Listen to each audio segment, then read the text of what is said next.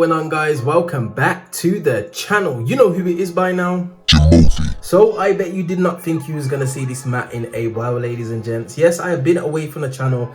I have been amalgamating quite a few cards and I have got a few deck profiles to bring to you, so bear with me, ladies and gents. I will be back to my normal proceedings in terms of uploads very shortly, but today I'm profiling p.u.n.k's now.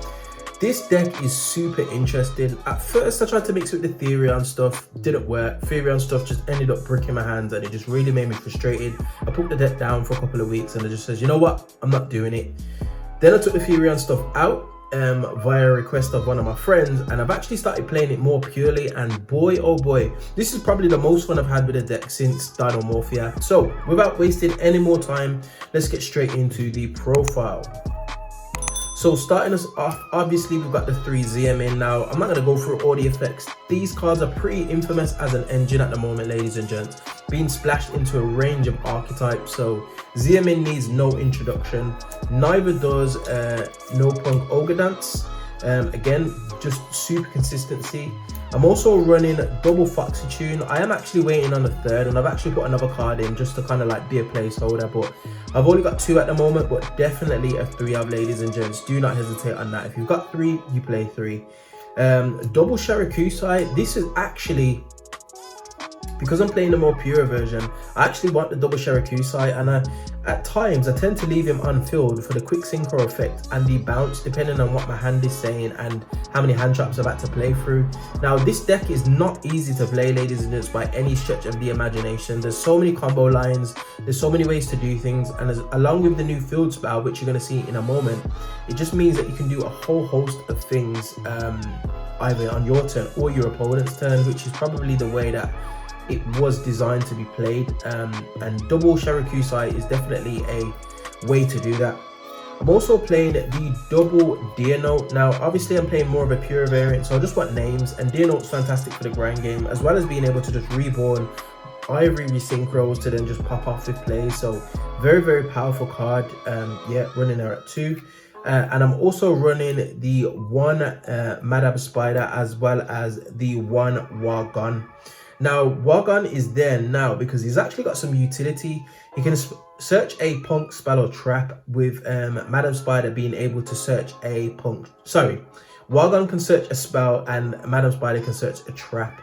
But with the new field spell, he becomes infinitely more important, because the field spell is basically part of Greed, which, if you haven't seen already, just allows you to draw every time you pay to activate your Punk effects. You don't even have to get the effects to resolve, you just need to basically pay the cost and you get to draw a card. So the field spell is absolutely crazy, but that's the Punk lineup for now, ladies and gents. That's what I'm working with at the moment. Seems to be working fine. Again, I'm waiting on the other Foxy Tune, so yeah. For some of the non-Punk cards, I've actually gone with a range of cards. First and foremost, I've gone with the 1 Gizmek. I didn't want to max out on Gizmek because I didn't want to rely too heavily on his banish effect to be able to quick sync on my opponent's turn. So I've only gone for the 1. If I see it, it's fine. If I don't see it, then I'm still able to play, basically. I've also gone for 1 Mythic Water Dragon. This is a easily special summonable level 8 monster that allows you to just get into like your level 11 synchros, basically. You can go for game with Psychic and Punisher. It's just a nice little combo piece. I've also got 1 Redhead Hasty Horse. This is just a free special summon to allow me to go into a Synchro 8. Again, it's just utility. If I see any of these cards in my opening hand and I get stuck for whatever reason on any of my effects, definitely just being able to just basically extend out of your hand is nice. And then I'm also running the 1 Shinobi Necro. This is just a help target. It's also a nice little banish off your Chaos Ruler, which I am playing in the extra deck. So 1 Shinobi Necro. And then for the hand traps, ladies and gents, we're playing triple DD Crow because Tier Elements is a hell of a deck. I've done quite a bit of testing with that deck, and it doesn't play any hand traps, but it does play board breakers, and it likes to burn through a load of interruptions. So double DD Crow, definitely a strong option. Also, the triple Ash Blossom Branded Fusion is still a card. You still got to respect it, as well as all the Tier Elements plays. We're also running double Ghost Ogre, again, just for some utility. You can actually search this card, which is crazy, with one of the new Punk extra deck monsters. We're also running the triple gamma, which goes with the best card in the game, which is the Sci-Frame Driver. Gamma and Driver. Again, this is just with sprites being in mind, being able to just basically destroy their normal summon. It's putting them on. Have you got the extender, or can you still play through being able to remove their normal summon, which during some states of the game they can't actually do so. So Gamma's definitely powerful, as well as being able to just obviously activate E-Telly, and then someone tries to ash it and you just chain Gamma, you're just like, whoop, you've been punished.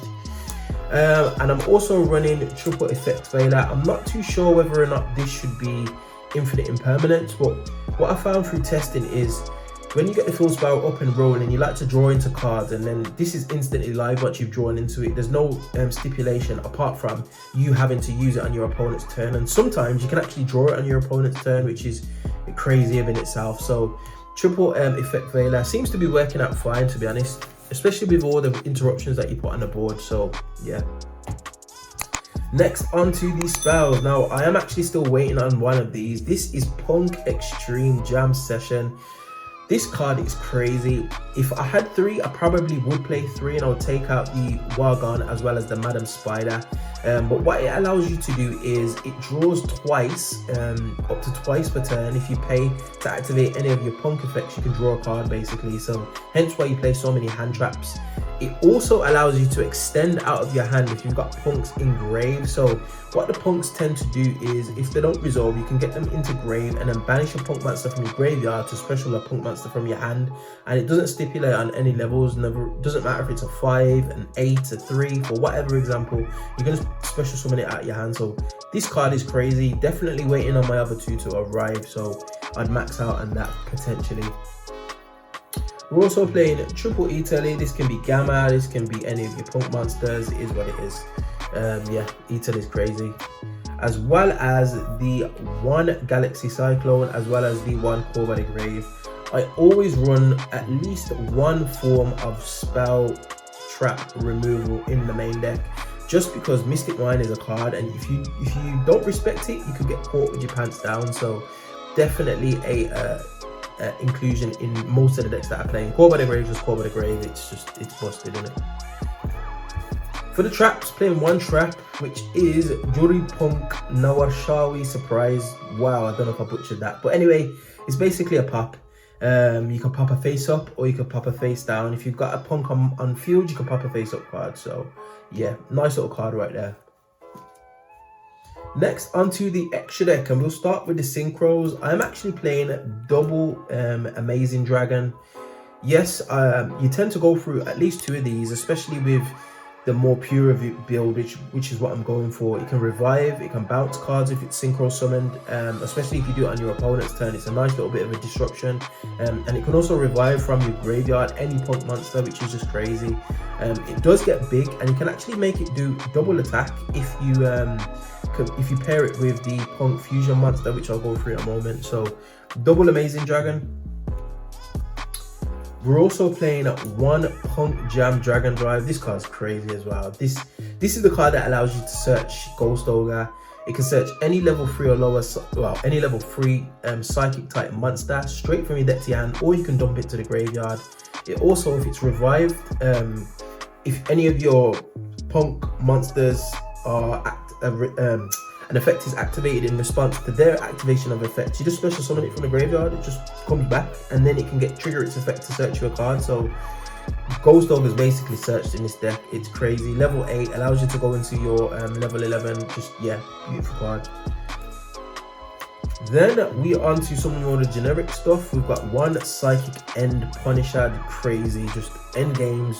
The amount of times when I'm through testing, I've just literally gained like 4,000 attack and just punched over something is crazy. As well as 1 Baron de Fleur and the Cheng Ying, which pairs very, very nicely with the Gizmek.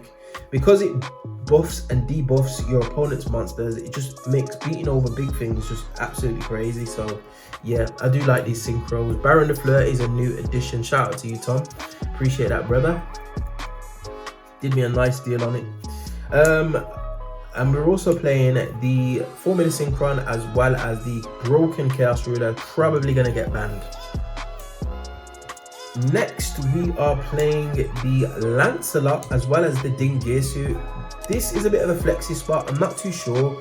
I haven't done much IRL testing, but the Lancelot seems to be like a decent addition, but I'm not too sure. I might actually take this out for Almirage to be able to play through, like getting your Xiamen negated, for example, and then banishing it from the grave with the field spell. But that's something that I'll change once I get hold of the other field spell. But Dingusu is a nice non-target removal send.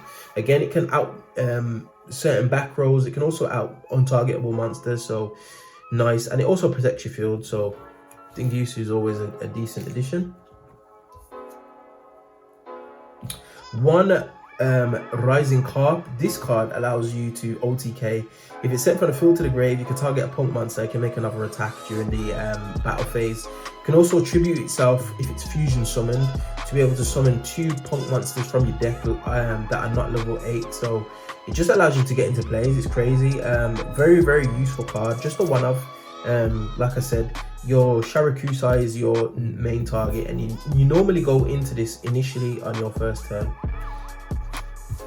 And then for the links, we're playing one Christian Hauki Firebrax. Again, needs no introduction. One Dark, the Dark Charmer. One Celine, the Master Magician, as well as the one Access Code Talker. Now, we all know that D-Barrier is still looming around, especially with tier elements in the format, as well as even Sprite, potentially you could call XYZ. So just being able to go into some links and still being able to play based on where you are in the game state is just something that I think that I value highly, and yeah, is what it is. And that is it, ladies and gents. Like I said, I haven't done much testing, but I am hoping to attend locals probably tomorrow, depending on when you see this video. The video for locals might be out, but I'm going to take it to locals. I'm going to do some testing with it. I'm going to see how I get on. I'll make some tweaks and changes to it. Obviously, I haven't shown my side. There are a few hand traps in the side that I'm yet to test, so we'll have to see how it goes. But if you think there's anything that I should have included in this deck, definitely get at me in the comment section below. Like I said, I learned from you guys as well as much as my own learning, so it does help when you comment. But anyway, we find ourselves at the end of another video. As always, if you do like this content, you know what to do by now. Hit that like button, share, subscribe, all of that beautiful good stuff. And I will definitely see you guys in the next video. Hope you enjoyed. Peace.